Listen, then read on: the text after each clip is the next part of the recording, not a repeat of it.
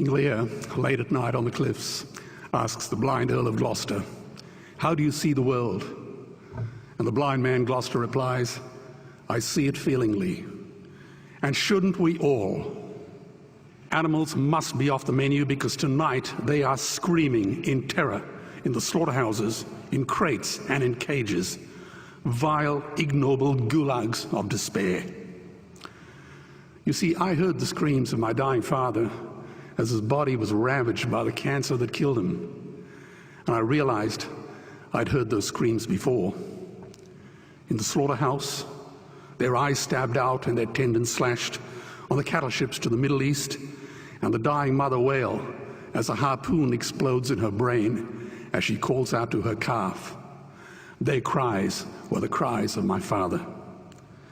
And I discovered that when we suffer as equals. And in their capacity to suffer, a dog is a pig, is a bear, is a boy.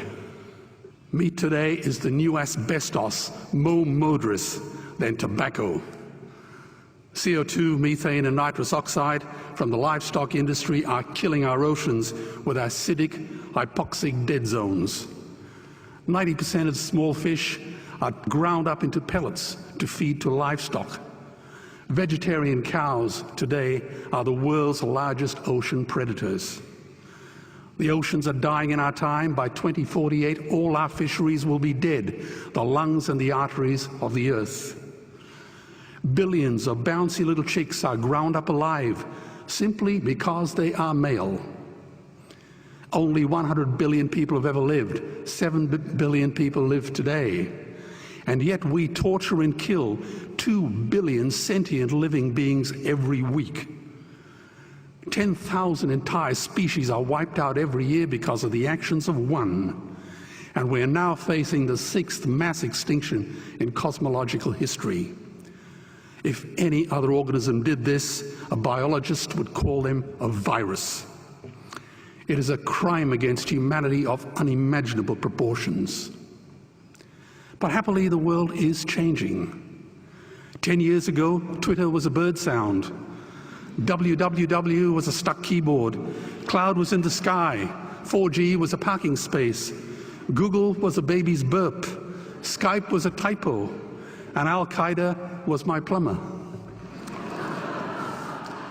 Victor Hugo said, "There is nothing more powerful than an idea whose time has come." Well, animal rights today is now the greatest social justice issue since the abolition of slavery.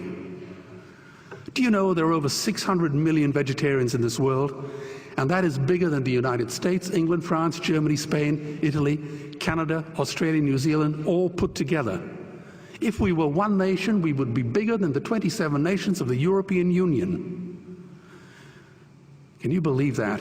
And despite this massive demographic footprint, we are still drowned out by the raucous hunt and shoot and killing cartels who believe that violence is the answer when it should not even be a question.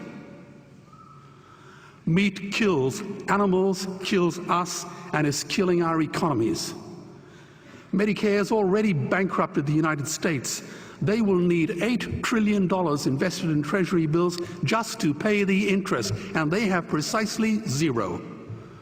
They could shut down every school, Army, Navy, Air Force, Homeland Security, Marines, CIA, and FBI, and they still will not have the money to pay their doctor bills. And our Cornell and Harvard say that the optimum amount of meat in a healthy human diet is precisely zero.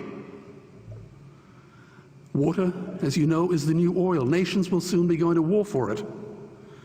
Underground aquifers that took millions of years to fill are now running dry.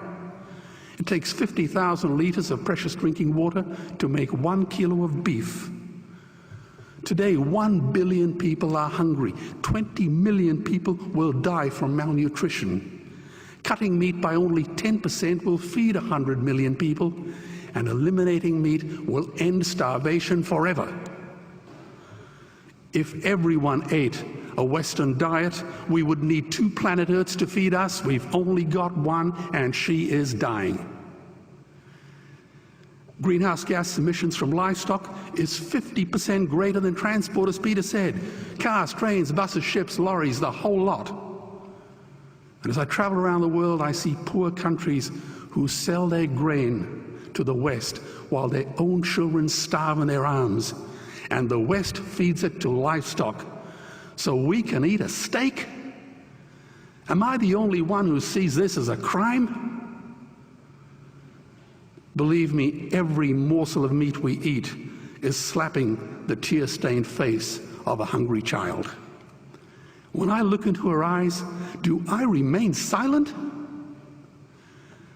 The earth can produce enough food for everyone's need, but not enough for everyone's greed.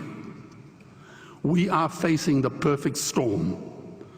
If any nation had developed weapons that could wreak such havoc on the planet, we would launch a preemptive military strike and bomb it back into the Bronze Age.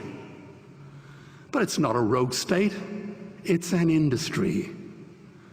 The good news is we don't have to bomb it. We can just stop buying it. Sir George Bush was wrong. The axis of evil does not run through Iraq, Iran, or North Korea. It runs through our dining tables. Weapons of mass destruction are our knives and forks. Our proposition is the Swiss Army knife of the future. It solves our environmental, water, human health problems and ends cruelty forever. The Stone Age didn't end because we ran out of stones. This cruel, disgusting industry will end because we run out of excuses. Meat is like the 1 and 2 cent coins. It costs more to make than it's worth. And I come from the bush. Farmers are the ones with the most to gain. Farming won't end, it would boom. Only the product line will change. Farmers would make so much money they won't even bother counting it, and I'd be the first to applaud them. Governments would love us. New industries would emerge and flourish. Health insurance premiums would plummet. Hospital waiting lists would disappear. Hell, we'd be so healthy, we'd have to shoot someone just to start a cemetery. So tonight I have 2 challenges for the opposition. 2 challenges. Meat causes a wide range of cancers and heart disease. Would they name one disease caused by a vegetarian diet? And 2, I'm funding the Earthlings trilogy. If the opposition is so sure of their ground, I challenge them to send a copy of the Earthlings DVD to all their colleagues and all their customers. Go on, I dare you.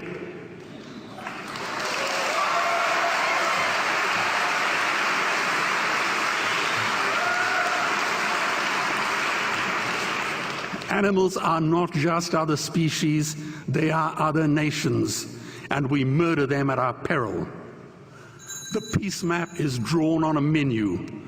Peace is not just the absence of war, it is the presence of justice. Justice must be blind to race, color, religion, or species. If she's not blind, she will be a weapon of terror. And tonight, there is unimaginable terror in those ghastly Guantanamos we call factory farms or slaughterhouses. Believe me, if slaughterhouses had glass walls, we wouldn't be having this debate tonight. You see, I believe another world is possible. And on a quiet night, I can hear her breathing. Let's get animals off the menu and out of these torture chambers. Please vote tonight for those who have no voice. Thank you.